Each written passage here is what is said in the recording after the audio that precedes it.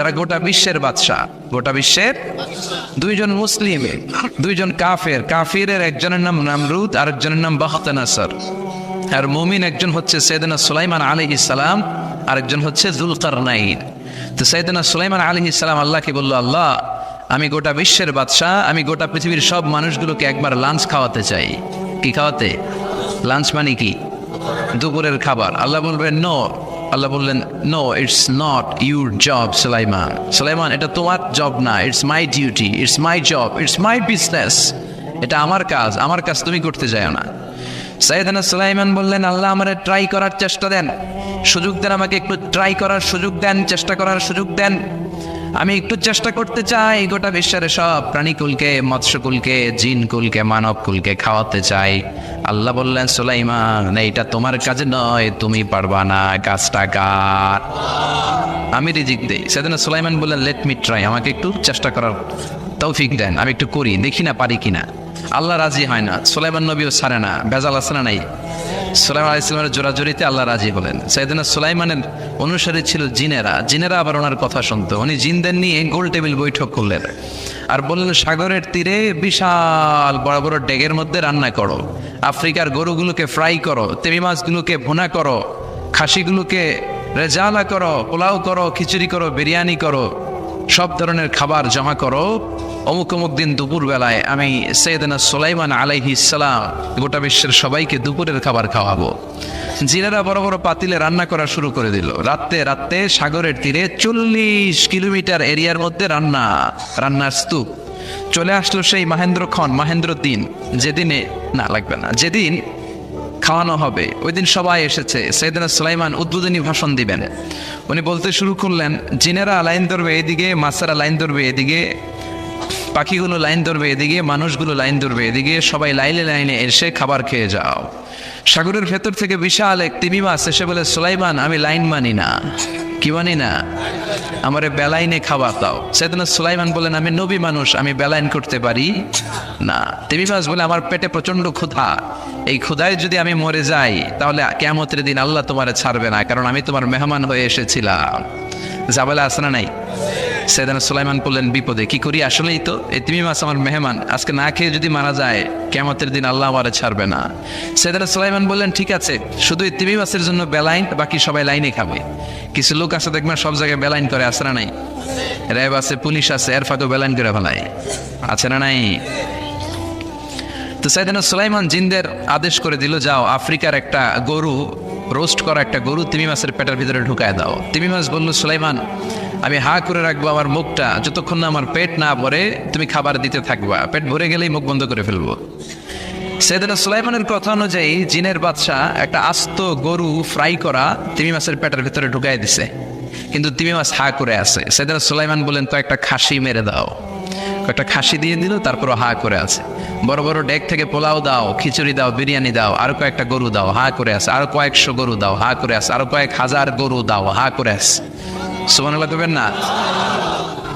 দিতে দিতে 1 কিলোমিটারের খাবার নাই, 2 কিলোমিটারের খাবার শেষ, 10 কিলোমিটারের খাবার শেষ, 20 কিলোমিটার শেষ, 30 কিলোমিটার শেষ, 40 কিলোমিটারের খাবার শেষ। এখনো তিমি মাছের মুখটা হা করা আছে না নাই? সাইয়েদনা সুলাইমান সেজদায় পড়ে গেলেন, ডেকে বললেন, আল্লাহ আমি বুঝি নাই, গোটা বিশ্বের সবাইকে তো দূরের কথা, একটা মাছরেও তো রিজিক দিতে পারলাম না।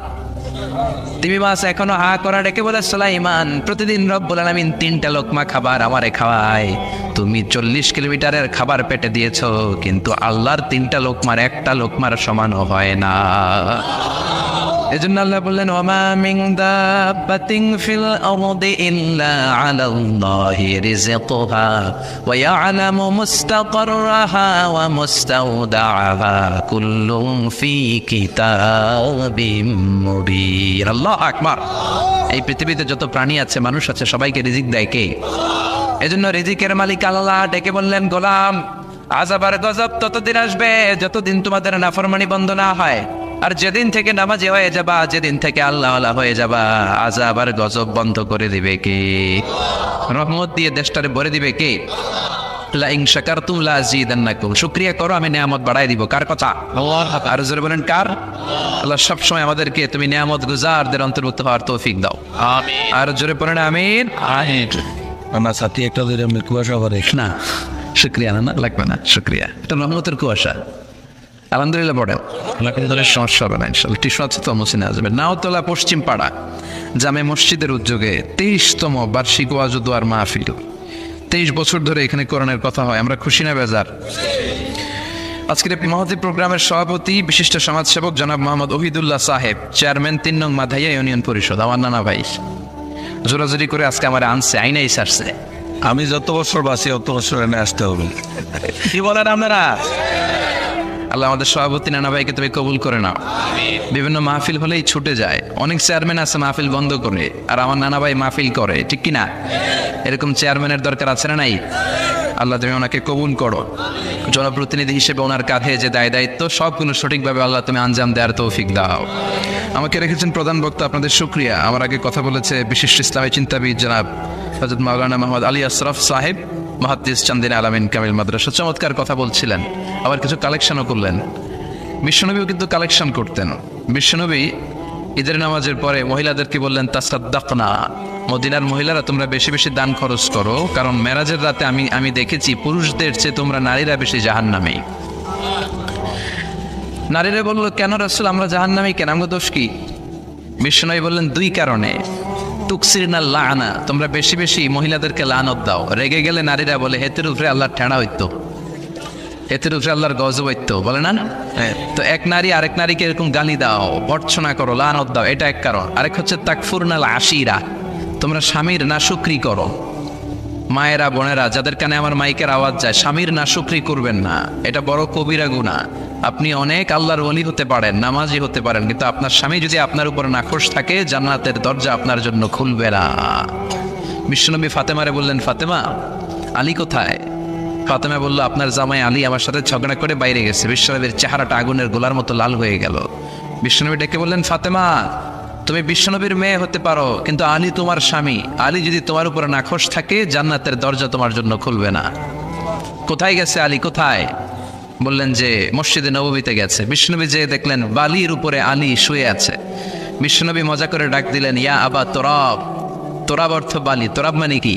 বালি। বিশ্বনবী ডাক দিলেন, ইয়া আবা তোরাব, মানে হে বালির বাবা আলী, ওঠো।